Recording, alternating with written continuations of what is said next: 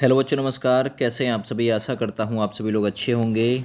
सामान्य विज्ञान से एक और उपयोगी वीडियो। दोस्तों, आज की इस वीडियो के जरिए आप लोगों को लगभग 100 क्वेश्चंस कवर कराए जाएंगे। ये 100 क्वेश्चन फैक्ट के साथ आप लोगों को कवर कराए जाएंगे। ठीक है, तो इस वीडियो को आप लोग ज़्यादा से ज़्यादा शेयर कर दीजिएगा अपने अपने दोस्तों के पास में, क्योंकि यहाँ वो क्वेश्चन लिए हैं जो रिपीट हुए हैं आपके प्रीवियस ईयर एग्ज़ाम्स में और जिनकी संभावना है कि अपकमिंग एग्ज़ाम में भी वो रिपीट हो सकते हैं। तो आप इस वीडियो को अंत तक ज़रूर देखिएगा, आपके काम की वीडियो है। और वीडियो देखने के बाद आप लोगों को पता चलेगा कि वास्तव में वीडियो बहुत ही महत्वपूर्ण है। इस प्रकार की वीडियोस आप लोगों को हमारे यूट्यूब चैनल के माध्यम से निःशुल्क और डेली मिलता रहेगी। देखिए, सबसे पहला सवाल आज की वीडियो का, आंवले के फल में कौन सा विटामिन मुख्य रूप से पाया जाता है? जो आंवला होता है ना, आंवला है ना, तो उसमें कौन सा विटामिन पाया जाता है आंवले में? Vitamin B, vitamin C, vitamin A या विटामिन डी? फटाफट से बता दीजिए आप लोग भी कमेंट करके। देखिए, जो आंवला होता है दोस्तों, उसमें पाया जाता है विटामिन सी, है ना। याद रखना, विटामिन सी जिसकी वजह से रोग हो जाता है स्कर्वी, याद रखना। विटामिन बी की वजह से रोग हो जाता है बेरी बेरी, है ना। ये चीज़ आप लोग याद रखिएगा। विटामिन ए की वजह से रोग हो जाता है रतौंधी, और विटामिन डी की वजह से रोग हो जाता है रिकेट्स यानी कि सूखा रोग। देखिए, यहाँ मैं आप लोगों को इस क्वेश्चन से रिलेटेड फैक्ट कवर कराऊंगा। आंवले के फल में विटामिन सी मुख्य रूप से पाया जाता है दोस्त, है ना। विटामिन सी का रासायनिक नाम पूछा जाता है एस्कर्बिक अम्ल या एस्कर्बिक एसिड बोल सकते हैं। ये विटामिन सी का रासायनिक नाम होता है। विटामिन सी की कमी से स्कर्वी नामक रोग होता है। तो आप लोगों से पूछेगा विटामिन सी की कमी से कौन सा रोग होता है, तो स्कर्वी होता है। और इस रोग के इलाज के लिए डॉक्टर आप लोगों को सलाह देगा, आंवला खाइए, खट्टी चीज़ नींबू खाइए, संतरा खाइए, नारंगी खाइए, टमाटर खाइए और खट्टे पदार्थ, है ना, मुख्य रूप से खाइए। तो जो स्कर्वी नामक रोग हुआ है विटामिन सी की कमी से, वो आपका दूर हो जाएगा। चलिए दोस्त, सवाल नंबर 2 की तरफ चलते हैं। रेडियो का आविष्कार किसने किया था? आप लोगों के पास में अब हो ना हो, लेकिन प्रारंभिक काल में रेडियो ज़रूर रहा होगा और आप लोगों ने देखा होगा रागनी वगैरह सुनने के लिए, है ना। जो आपके पूर्वज या फिर आपके जो बड़े बूढ़े हैं वो रेडियो का ही आविष्कार, मतलब रेडियो को ही सुनते होंगे, रेडियो को ही आविष्कार ने रेडियो को सुनते होंगे। तो रेडियो का आविष्कार दोस्त किसने किया है? माइकल फैराडे, जेम्स डेवर, मार्कोनी या फिर ग्राहम बेल। तो रेडियो आपके हाथ में देखा होगा, रेडियो ज़्यादातर कोनी में ही लगा रहता था। रेडियो कोनी में, तो मार्कोनी, याद रखना ये, है ना। रेडियो का आविष्कार मार्कोनी ने किया था, पूछा जा सकता है। देखिए, रेडियो का आविष्कार मार्कोनी ने किया था। इटली के विश्व प्रसिद्ध भौतिक शास्त्री, ठीक है ना, गुगले लोमो गुगले लोमो मार्कोनी ने दिसंबर 1895 में रेडियो का आविष्कार किया था। सबसे पहली बात किसने किया था? तो वो किया था गुगले लोमो मार्कोनी ने रेडियो का आविष्कार।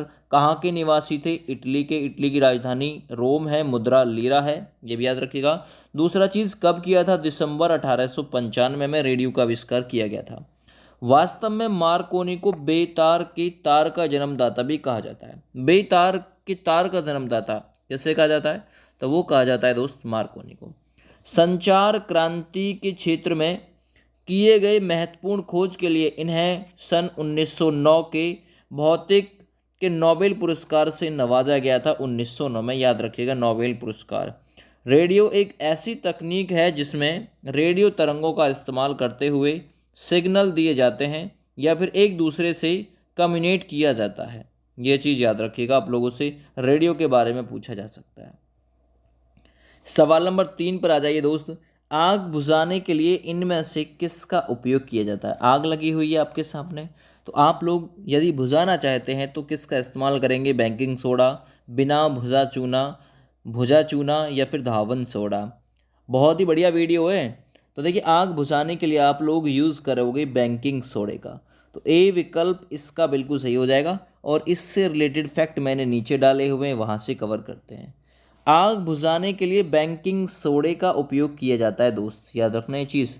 अच्छा, बेकिंग सोडा एक शुद्ध पदार्थ है। यह क्षारीय विलयन है और यह क्षारीय होने के साथ ही थोड़ा नमकीन स्वादीय होता है। पीएच स्केल यानी पोटेंशियल ऑफ हाइड्रोजन, जिस पे 1 से लेकर 14 तक के अंक होते हैं। और ये जो क्षारीय विलयन होता है आपका बेकिंग सोडा, इसको सोडियम बाइकार्बोनेट के नाम से भी जानते हैं।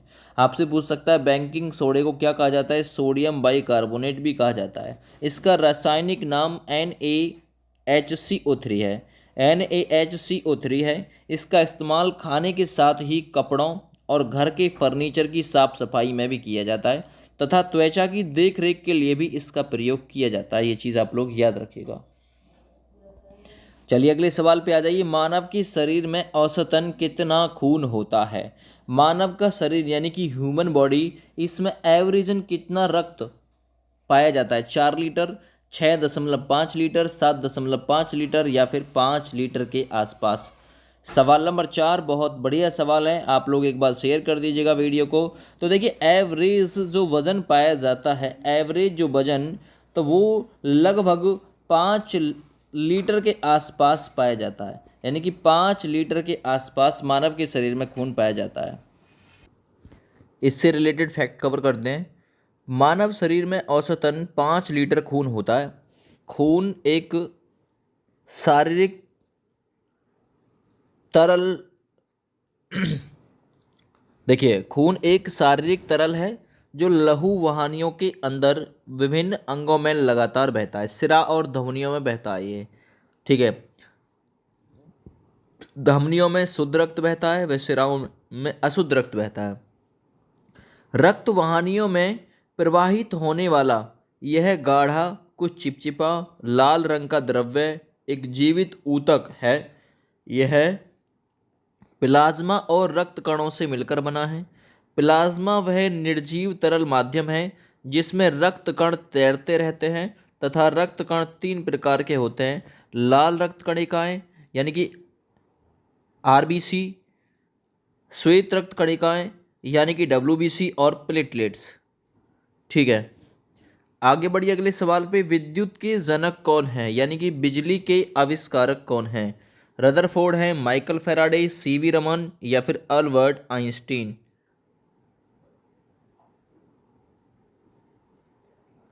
विद्युत, देखिए माइकल फैराडे, बी ऑप्शन सही है। विद्युत यानी बिजली के जनक हैं माइकल फैराडे, बी विकल्प बिल्कुल राइट है।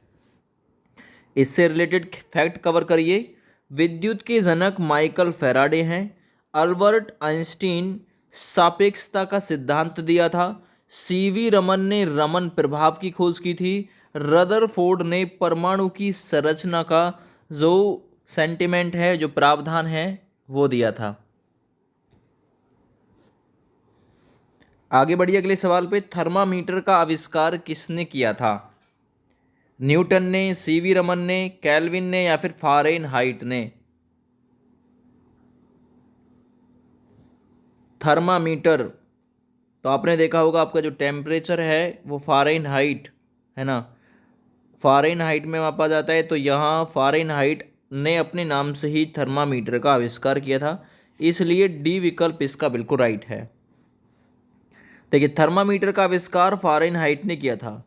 थर्मामीटर जो होता है ये मनुष्य और जानवरों के शरीर के तापमान का माप लेने वाला एक उपकरण होता है, यंत्र होता है। थर्मामीटर की नोक को मुंह में जीभ के नीचे या फिर बगल या गुदा में रखा जाता है, जिससे शरीर का सही तापमान रिकॉर्ड होता है। पुराने प्रकार के थर्मामीटर में मरकरी या अल्कोहल का उपयोग करके शरीर के तापमान को मापा जाता था, लेकिन नए प्रकार के थर्मामीटर में इसके लिए इंफ्रारेड किरणों का उपयोग किया जाने लगा है, ठीक है। अगर सेल्सियस की बात करें तो जो टेम्परेचर मापा जाता है लगभग 37 डिग्री सेंटीग्रेड और फ़ारेनहाइट में 98.4 फ़ारेनहाइट लगभग ये शरीर का टेम्परेचर रहता है। इससे कम या ज़्यादा है तो घटना वाली बात है। अगला देखिए, 1 हॉर्स पावर यानी जिसे अश्व शक्ति कहते हैं, 1 हॉर्स पावर में कितने वॉट होते हैं? 750 वॉट, 746 वॉट, 752 या 748? एक अश्व शक्ति, तो ये 746 वॉट के बराबर होती है। ठीक है, तो सही आंसर हो जाएगा आपका बी ऑप्शन। फैक्ट कवर करते हैं। एक अश्व शक्ति या हॉर्स पावर में 746 वॉट होते हैं। हॉर्स पावर शब्द का सबसे पहले उपयोग 18वीं शताब्दी के अंतिम काल में स्कॉटलैंड के इंजीनियर जेम्स वॉट ने किया था। किसका? हॉर्स पावर, याद रखना। ठीक है, इन्होंने वाष्प इंजनों के से मिलने वाली शक्ति की तुलना अश्व अर्थात घोड़े की खींचे जाने वाली शक्ति से की थी, जेम्स वॉट ने। बाद में हॉर्स पावर शब्द का उपयोग अन्य इंजन तथा टरबाइन, विद्युत मोटरों एवं अन्य मशीनों की शक्ति के लिए भी किया जाने लगा। तो ये क्वेश्चन आया हुआ है, एक हॉर्स पावर कितने वॉट के बराबर? 746 वॉट के बराबर। किसने? जेम्स वाट ने 18वीं शताब्दी के अंतिम काल में, है ना, 18वीं शताब्दी के अंतिम काल में इसका उपयोग किया था। ये स्कॉटलैंड के निवासी थे। आगे बढ़िए, निम्नलिखित में से किस में सबसे अधिक प्रोटीन पाया जाता है? सवाल नंबर 8, बढ़िया सवाल है। सबसे अधिक प्रोटीन, सोयाबीन, गेहूं, मछली या भेड़ का मांस? ये क्वेश्चन प्रत्येक आया हुआ है। सबसे अधिक प्रोटीन पाया जाता है दोस्त सोयाबीन में है। एमपी मध्य प्रदेश सोयाबीन का सबसे बड़ा उत्पादक राज्य है। देखिए, सोयाबीन में सबसे अधिक प्रोटीन होता है। सोयाबीन जो होता है वो शाकाहारी मनुष्यों के लिए भी मांस कहा जाता है, यानी कि मांसाहारी का काम करता है ये शाकाहारी मनुष्यों के लिए भी, क्योंकि इसमें बहुत अधिक प्रोटीन होता है। इसके मुख्य घटक प्रोटीन, कार्बोहाइड्रेट और वसा होते हैं। सोयाबीन में लगभग 38 से 40% है ना प्रोटीन होता है, 22% तेल, 21% कार्बोहाइड्रेट और 12% नमी तथा 5% भस्म होती है। भारत में सोयाबीन का सबसे जो अधिक उत्पादन राज्य है वो है मध्य प्रदेश। और आपको ऑप्शन में मिलेगा सोयाबीन में कितने प्रतिशत विटामिन, मतलब कितने प्रतिशत प्रोटीन पाया जाता है, तो 42% के आसपास आपको ऑप्शन देखने के लिए मिल जाएगा। मध्य प्रदेश के इंदौर में राष्ट्रीय सोयाबीन अनुसंधान केंद्र स्थित है। एक और क्वेश्चन तैयार, राष्ट्रीय सोयाबीन अनुसंधान केंद्र कहाँ पे है? तो एमपी मध्य प्रदेश के इंदौर में। और इंदौर शहर हर बार देश में स्वच्छता के मामले में प्रथम आता है। अगला देखिए, कौन सा विटामिन पानी में घुल जाता है? कौन सा विटामिन पानी में घुल जाता है? तो वो होता है WBC, है ना, और एक होता है KEDA, यानी कि कीड़ा, ये तो है वसा में घुलनशील। W फॉर वाटर, यानी वाटर में घुलनशील होते हैं B व C, यानी कि जल में घुलनशील होते हैं B व C, है ना। तो यहाँ आपका C विकल्प बिल्कुल सही हो जाएगा 9 नंबर के लिए। ठीक है, और सब फैट यानी कि वसा में घुलते हैं। देखिए, विटामिन सी पानी में घुल जाता है। जल में विलेय जो विटामिन होते हैं, जिसमें देखिए बी होता है, सी होता है, जबकि वसा में जो विलेय होते हैं वो ADE के, यानी कीड़ा। विटामिन एक प्रकार के कार्बनिक यौगिक होते हैं जिनकी सूक्ष्म मात्रा में मानव शरीर को आवश्यकता होती है। विटामिन की खोज फंक नाम के व्यक्ति ने 1911 में की थी। तो ये पूछ सकता है विटामिन की खोज किसने की? फंक ने की थी। कब की थी? 1911 में।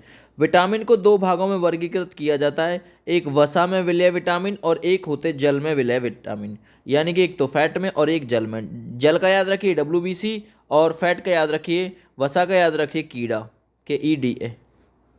आगे आइए, टेलीविज़न का आविष्कार, जैसे रेडियो का आविष्कार मार्कोनी ने किया था, टेलीविज़न का आविष्कार किसने किया था? फैराडे ने, जॉनी लॉगी बेयर्ड ने, ओटिस ने, या फिर राइट ब्रदर्स ने? तो देखिए, सही आंसर आपका हो जाएगा, आपने सुना होगा टेलीविज़न का जो आविष्कार किया था वो किया था JL बेयर्ड, है ना, जॉनी लॉगी बेयर्ड। तो बी ऑप्शन बिल्कुल इस सवाल में दोस्तों बिल्कुल राइट हो जाएगा। चलिए, इससे रिलेटेड फैक्ट बनाए हैं। टेलीविज़न का आविष्कार JL बेयर्ड ने ब्रिटेन में कहाँ पे किया था? ब्रिटेन यानी कि इंग्लैंड में हुआ था 1926 में। टेलीविज़न का आविष्कार JL बेयर्ड के द्वारा, याद रखो, है ना। यह एक CRT टेलीविज़न था जिस पर चलचित्र प्रसारित किए गए थे। इसके बाद वर्ष 1927 में फिलो पार्श्वनाथ वैज्ञानिक ने कार्य कर सकने योग्य टेलीविज़न का आविष्कार किया। यह एक ब्लैक एंड वाइट टीवी था। तो आपसे पूछ सकता है ब्लैक एंड वाइट जो टीवी था इसका आविष्कार किसने किया? तो याद रखना, ये वैज्ञानिक थे फिलो पार्श्वनाथ, है ना, फिलो पार्श्वनाथ वैज्ञानिक 1972 में आविष्कार किया था ब्लैक एंड वाइट का। तथा वर्ष 1928 में जे.एल. बेयर्ड ने कलर टेलीविजन का आविष्कार किया। तो एक एक क्वेश्चन इंपॉर्टेंट बनेगा। सबसे पहले आविष्कार 1926 में हुआ, किसने? जॉनी लॉगी बेयर्ड ने किया, CRT टेलीविजन था। इसके बाद 1927 में फिलोफावसमनाथ वैज्ञानिक ने कार्य कर सकने योग्य टेलीविजन का आविष्कार किया, जिसे ब्लैक एंड व्हाइट नाम दिया गया। तो ब्लैक एंड व्हाइट का 1927 में फिलोफावसमनाथ ने आविष्कार किया और 1928 में फिर से जे.एल. बेयर्ड ने कलर टेलीविजन का आविष्कार कर दिया। भारत में टेलीविजन का पहला प्रसारण 15 सितंबर 1959 को दिल्ली में किया गया था। तो ये क्वेश्चन और इम्पोर्टेंट आ गया। भारत में टेलीविजन का पहला प्रसारण कहाँ पे? दिल्ली में। कब? 1959 में किया गया था। यह भी ब्लैक एंड व्हाइट टीवी ही था।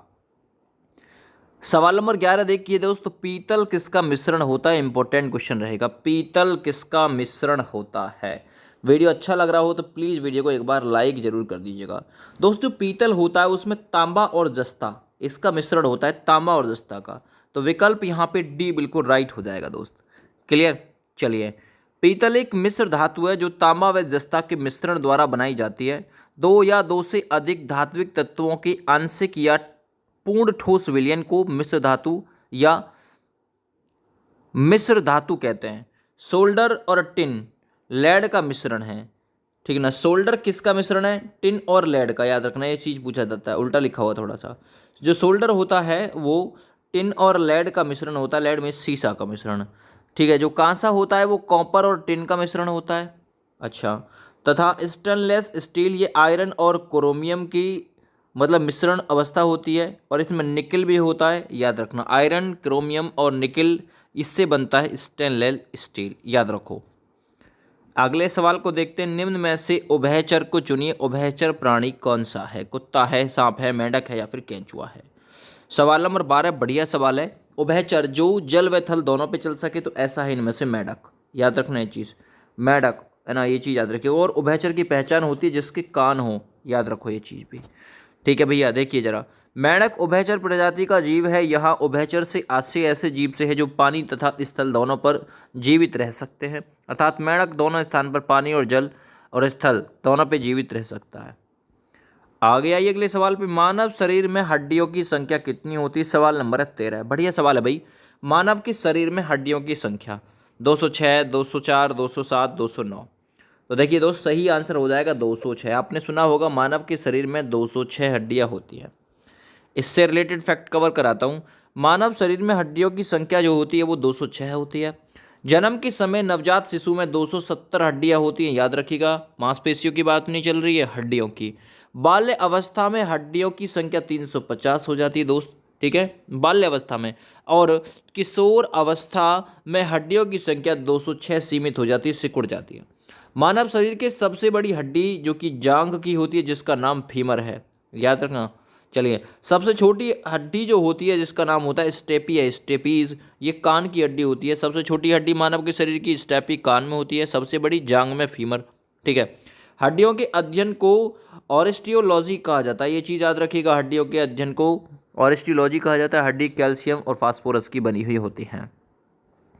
खालिस्तान खाने का सोडा होता है, कौन सा है इनमें से खाने का soda? Sodium chloride, sodium bicarbonate, sodium hydroxide या फिर सोडियम कार्बोनेट।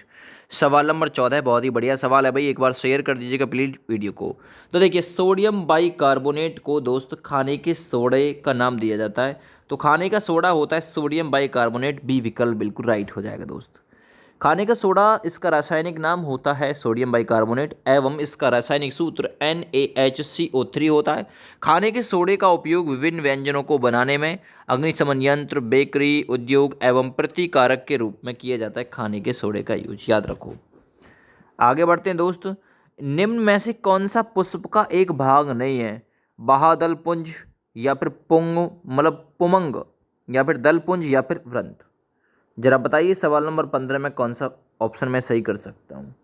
तो देखिए, बाहादल पुंज भी है और पुमंग भी है, दल पुंज भी है। ये जो वृंत लिखा हुआ है यही एक पुष्प यानी कि फूल का भाग नहीं होता दोस्त। आगे आइए, वृंत पुष्प का भाग नहीं है, जबकि दल पुंज, पुमंग और बाहादल पुष्प वृंत और पुष्पासन, दल, जायंग, परिदल आदि सभी पुष्प के भाग होते हैं। ये भी नाम और लिख लीजिएगा अगर लिखना चाहो तो। भोजन का अवशेषण शरीर के किस अंग में होता है दोस्त? ये इंपॉर्टेंट सवाल रहेगा। भोजन का अवशेषण बड़ी आंत में, है ना, छोटी आंत में, यकृत में, या फिर इनमें से कोई नहीं। ये क्वेश्चन भी आया हुआ है एग्जाम में, ये क्वेश्चन भी आया हुआ है। तो देखिए क्वेश्चन नंबर 16 है ना कि 6 है। तो छोटी आंत में भोजन का अवशेषण होता है, स्टोर होता है, ये चीज़ याद रखिएगा। देखिए छोटी आंत में पाचन क्रिया पूर्ण होती है, याद रखो ये चीज़, एवं पचे हुए भोजन का अवशेषण होता है। पाचन क्रिया वे सभी भौतिक और रासायनिक क्रियाएं जिनके द्वारा भोजन को सरल, घुलनशील एवं अवशेषण योग्य भोज्य पदार्थों में बदला जाता है, पाचन क्रिया कहलाता है। मनुष्य में भोजन पचने की क्रिया 6 चरणों में पूरी होती है। मुख्य गुहा में पाचन, आमाशय में पाचन, छोटी आंत में पाचन, बड़ी आंत में पाचन, पचे हुए भोजन का अवशेषण, अपचित भोजन का बहिष्करण। ये चीज़ याद रखिएगा। आगे बढ़िए, कुत्ते के काटने से होने वाली बीमारी का नाम क्या होता है दोस्त? कुत्ते के काटने से कभी कभी मौत भी हो जाती है अगर ध्यान नहीं दिया तो रैबीज़ नामक बीमारी होती है कुत्ते के काटने से। तो इसलिए अब 5 इंजेक्शन का प्रावधान है, पहले 14 लगते थे, अब 3-3, 2-2 में भी कवर हो जा रहा है। कुत्ते के काटने से होने वाली बीमारी का नाम रैबीज़ है। रैबीज़ एक वायरस है, तो पूछ सकते हैं रैबीज़ किसके द्वारा फैलता है? वायरस के द्वारा, जो कुत्ते, बंदर एवं अन्य कई जानवरों के काटने से फैलता है, जो जानवर की लार में सम्मिलित होता है ना। जब रैबीज युक्त जानवर किसी व्यक्ति या पशु को काटता है तो लार के जरिए ये वायरस व्यक्ति एवं पशु में फैल जाता है। इसके कारण वायरस की चपेट में आ जाता है व्यक्ति और जानवर पागल हो जाता है तथा इस कारण से उसकी मौत भी हो जाती है। रतौंधी निम्न में से किसकी कमी के कारण होता है? रतौंधी का मतलब रात में आप लोग सही से नहीं देख पाते। 18 नंबर क्वेश्चन मैंने बताया था विटामिन ए जिसका रासायनिक नाम रेटिनाल होता है। तो विटामिन ए की कमी से दोस्त हो जाता है रोग। कौन सा?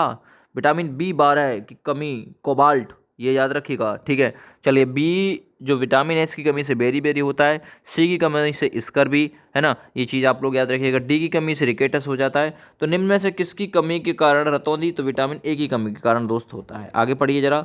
विटामिन ए की कमी से रतौंधी नामक रोग होता है। इस रोग के कारण अंधेरे में कम दिखाई देता है। इसके साथ आंखों में आंसू की कमी से आंख सूख जाती है और उसमें घाव हो सकता है। विटामिन ए का रासायनिक नाम रेटिनॉल है। विटामिन ए का आविष्कार मैकुलम ने, है ना, किया था। विटामिन ए की खोज फंक ने 1911 में की थी। ये चीज़ याद रखिएगा, है ना। विटामिन की खोज, विटामिन ए की नहीं, विटामिन की खोज 1911 में फंक ने की थी और विटामिन ए का आविष्कार मैकुलन ने किया था। ये चीज़ याद रखिएगा।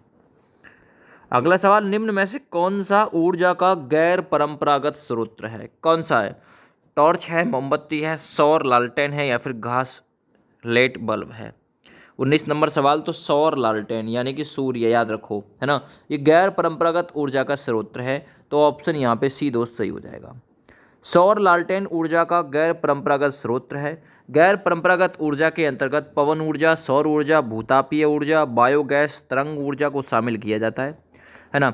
इसे नवीनीकरण अथवा अक्षय ऊर्जा स्रोत भी कहा जाता है। तथा ऊर्जा के परंपरागत स्रोत के अंतर्गत कोयला, पेट्रोलियम, परमाणु ईंधन, गैस आदि आते हैं। ये सभी समाप्त होने वाले ऊर्जा स्रोत हैं।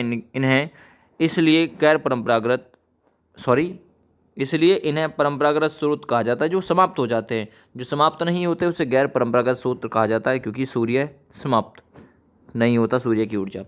अमीबा है, एक कोशीय पादप है, लघु कीट है, एक कोशीय जंतु है, या फिर एक प्रकार की एक छोटी मछली है। 20 नंबर सवाल, तो देखिए अमीबा एक कोशिकीय जंतु है। ऑप्शन नंबर यहाँ पे आपका तीसरा बिल्कुल राइट हो जाएगा। अमीबा एक कोशिकीय जंतु है। यह अत्यंत सरल प्रकार का एक प्रजीव अर्थात प्रोटोजोआ है, याद रखिएगा। कोशिका की खोज 1665 ईस्वी में एक अंग्रेजी वनस्पति शास्त्री रॉबर्ट हुक, आपसे पूछेगा कोशिका खोज किसने की? रॉबर्ट हुक ने। कब की? 1665 में। कहाँ के थे? तो ये थे एक अंग्रेजी वनस्पति शास्त्री थे, है ना, याद रखिएगा। कोशिकाएं दो तरह की होती हैं, एक होता है प्रोकैरियोटिक और कोशिका, और दूसरी होती है यूरोकैरियोटिक कोशिका, ठीक है। मलेरिया रोग का कारण क्या होता है दोस्त? मलेरिया जो होता है, मलेरिया ये कैसे फैलता है जरा बताइए। देखिए जो मलेरिया होता है वो परजीवी के काटने से फैलता है। ऑप्शन यहाँ आपका डी विकल्प बिल्कुल राइट हो जाएगा दोस्त, ठीक है। मलेरिया रोग का कारण परजीवी होता है। मलेरिया मादा एनाफ्लीज मच्छर के काटने से होता है। तो पूछ सकता है मलेरिया किसके द्वारा? मादा एनाफ्लीज मच्छर के काटने से होता है। इसके काटने पर मलेरिया के परजीवी लाल रक्त कणिकाएं यानी कि आरबीसी में प्रवेश करके बहुगणित होते हैं, इकट्ठे होते हैं, जिससे रक्तहीनता यानी एनीमिया, जिसे सूखा रोग भी कहते हैं, इसके लक्षण उभरते हैं, जिसके जिसके कारण चक्कर आने लगता है, सांस फूलने लगता है, बुखार सर्दी जुकाम की अनुभूति होने लगती है। अगला सवाल है, जीवाश्म ईंधन के अधूरे जलने के कारण उत्पन्न हुई विषैली गैस है, कौन सी है? तो देखिए इसका ऑप्शन क्या होगा, ऑक्सीजन, हाइड्रोजन, कार्बन मोनोऑक्साइड या फिर कार्बन डाइऑक्साइड। तो जीवाश्म ईंधन के अधूरी जलने के कारण उत्पन्न हुई विषैली गैस है दोस्त कार्बन मोनोऑक्साइड, याद रखना ये चीज़। तो जीवाश्म ईंधन के अधूरे जलने के कारण उत्पन्न हुई विषैली गैस कार्बन मोनोऑक्साइड है। अधूरा दहन तब होता है जब वायु या ऑक्सीजन की आपूर्ति कम मात्रा में होती है। कार्बन मोनोऑक्साइड एक जहरीली गैस होती है, जिसके कारण पूर्ण दहन को अपूर्ण दहन से श्रेष्ठ माना जाता है, याद रखो। आगे आइए, पीतल निम्न में से किसका मिश्रण है? उपयोगी सवाल होगा ये। पीतल जो है वो किसका मिश्रण है दोस्तों? जो पीतल होता है इसमें कॉपर और जिंक दोनों मिले हुए होते हैं। तो 23 नंबर में दोस्त बी विकल्प बिल्कुल राइट हो जाएगा। ठीक है भाई, चलिए, पीतल एक मिश्र धातु है जो कॉपर व जिंक के मिश्रण से बनता है। पीतल जो होता है 70%, ठीक है ना, पीतल में 70% कॉपर होता है और 30% जिंक की मात्रा होती है। पीतल का उपयोग बर्तन एवं मूर्ति आदि बनाने में किया जाता है। लोहे से पीत की चीज़ें अधिक टिकाऊ और आकर्षक होती है। जो पीतल होता है ना, पीतल, इसकी चीज़ें लोहे से अधिक टिकाऊ और आकर्षक लगती है। अगला देखिए 24 नंबर क्वेश्चन, मानव नेत्र लेंस वस्तुओं की छवि को खाली स्थान के कार्य द्वारा विभिन्न स्थितियों से केंद्रित करता है। तो छवि को, सवाल नंबर 24 जरा बताइए कौन सा आएगा? तो यहाँ पे लिख लीजिएगा इसका पक्षमाभिपेशी, है ना, पक्षमाभिकी पेशी। तो मानव नेत्र लेंस वस्तुओं की छवि को पक्षमाभिकी पेशी के कार्य द्वारा विभिन्न स्थितियों से केंद्रित करता है। मानव नेत्र लेंस वस्तुओं की छवि को पक्षमाभिकी पेशी के कार्य द्वारा विभिन्न स्थितियों से केंद्रित करता है। पक्षमाभिकी पेशी आंख की मध्य परत में चिकनी मांसपेशियों की एक अंगूठी होती है, जो अलग अलग दूसरी वस्तुओं को देखने के लिए आवाज़ को नियंत्रित करती है दोस्त। जरा आगे आइए, ऊपर की ओर फेंके गए पत्थर के नीचे गिरने का कारण क्या होता है? 25 नंबर क्वेश्चन, क्यों आता है नीचे, जरा बताइए। इसका सही आंसर हो जाएगा गुरुत्व आकर्षण, यानी कि पृथ्वी उसे नीचे खींच लेती है ना। चलिए, यहाँ पे आप लोग इससे रिलेटेड सवाल देखिए, ऊपर की ओर फेंके गए पत्थर के नीचे गिरने का कारण गुरुत्व आकर्षण बल है। जी का मान होता है 9.8, है ना। जब एक पत्थर ऊपर की ओर फेंकते हैं तो गुरुत्वाकर्षण बल से नीचे खींचने की जो कोशिश होती है उसे गुरुत्वाकर्षण बल कहा जाता है। इसके वेग को कम करता है ना, और निरंतर इसके नीचे की जो खींचने की प्रक्रिया है वो होती रहती है। थोड़ी देर बाद वेग शून्य हो जाता है, जिससे फेंका गया पत्थर अपने प्रभाव में पृथ्वी के केंद्र की ओर बढ़ने लगता है। अगला देखिए, अम्ल वर्षा का पीएच मान क्या होता है? यानी पीएच, पोटेंशियल ऑफ हाइड्रेशन, है ना, पोटेंशियल ऑफ हाइड्रोजन। सवाल नंबर 26। तो अम्ल वर्षा का जो पीएच मान होता है, अम्ल का मतलब होता है खट्टा, है ना। तो सही आंसर आप लोग का हो जाएगा इस सवाल में डी ऑप्शन, बिल्कुल राइट। अम्ल वर्षा का पीएच मान 4 होता है। अम्ल वर्षा प्राकृतिक रूप से अम्लीय होती है। इसका कारण यह है कि पृथ्वी के वायुमंडल में सल्फर डाइऑक्साइड और नाइट्रोजन ऑक्साइड जल के साथ क्रिया करके नाइट्रिक अम्ल और गंधक का तेजाब बन जाता है। तो आपसे पूछ सकता है अम्ल वर्षा का पीएच मान, तो वो होता है 4। हमारी हथेलियों को रगड़ना उदाहरण है किसका? द्रव्य घर्षण का, सर्पी घर्षण का, या बेलन घर्षण का, या फिर स्थैतिक घर्षण का। सवाल नंबर 27। तो जो हमारी हथेलियाँ होती हैं इनको रगड़ने का जो उदाहरण होता है वो सर्पी घर्षण का उदाहरण होता है। एक एक क्वेश्चन आया हुआ है भाई, बी विकल्प राइट है। हमारे हथेलियों को रगड़ना सर्पी घर्षण का उदाहरण होता है। जब कोई वस्तु किसी तरह या किसी सतह पर सरकती है तो दोनों के तलों के मध्य लगने वाला घर्षण बल सर्पी घर्षण बल कहा जाता है। आगे बढ़ते सवाल नंबर 28। वायु में नाइट्रोजन, ऑक्सीजन, कार्बन डाइऑक्साइड एवं अन्य गैस कुछ मात्रा में पाए जाते हैं। नाइट्रोजन गैस का लगभग परसेंटेज कितना है? 28 नंबर सवाल बढ़िया सवाल है। नाइट्रोजन जो गैस है वो लगभग भैया 78% के आसपास है। 20.95 है आपकी ऑक्सीजन, लगभग 21% के आसपास मानी जाती है। आगे बढ़ जाइए। वायुमंडल में नाइट्रोजन का लगभग परसेंटेज है 78 तथा ऑक्सीजन का 21 है, और आर्गन का 0.93%, कार्बन डाइऑक्साइड का 0.03%, हाइड्रोजन, हीलियम, ओजोन, नियोन, जेनन आदि अल्प मात्रा में उपस्थित रहती हैं गैसें। अमीबा है खालिस्तान। क्या है? अमीबा। सवाल नंबर 29 बता दिया है मैंने, ये एक कोशिकीय जंतु होता है अमीबा। ठीक है भैया, चलिए बढ़ लीजिए इससे आगे।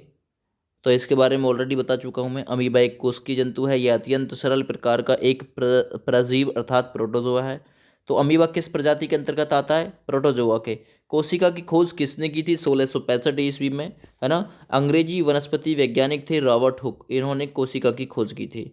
कोशिकाएं दो प्रकार की होती हैं, एक होता है आपका प्रोकैरियोटिक और एक होता है यूरोकैरियोटिक, याद रखना ये चीज़।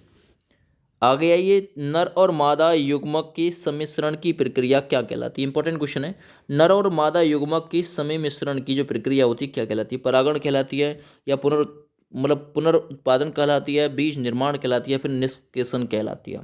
तो 30 नंबर में सही आंसर हो जाएगा निषेचन कहलाती है। ऑप्शन आपका डी बिल्कुल सही हो जाएगा, निषेचन। देखिए, नर और मादा युग्मक के सम्मिश्रण की जो प्रक्रिया है वो निषेचन कहलाती है। इससे द्विगुणित युग्मक का निर्माण होता है। इस प्रकार के निषेचन हेतु जलीय माध्यम की आवश्यकता होती है। इसमें नर युग्मक अधिक संख्या में उत्पन्न किए जाते हैं, क्योंकि स्थानांतरण के दौरान बहु युग्मकों के नष्ट होने की संभावना रहती है। तो इस प्रकार से लगभग आप लोगों को इन 3 क्वेश्चनों के द्वारा ही मतलब आपको 100 से ऊपर जो क्वेश्चन है वो मैंने कवर करा दिए हैं। वीडियो को ज़्यादा से ज़्यादा शेयर कर दीजिएगा। थैंक यू, बाय बाय, जय हिंद।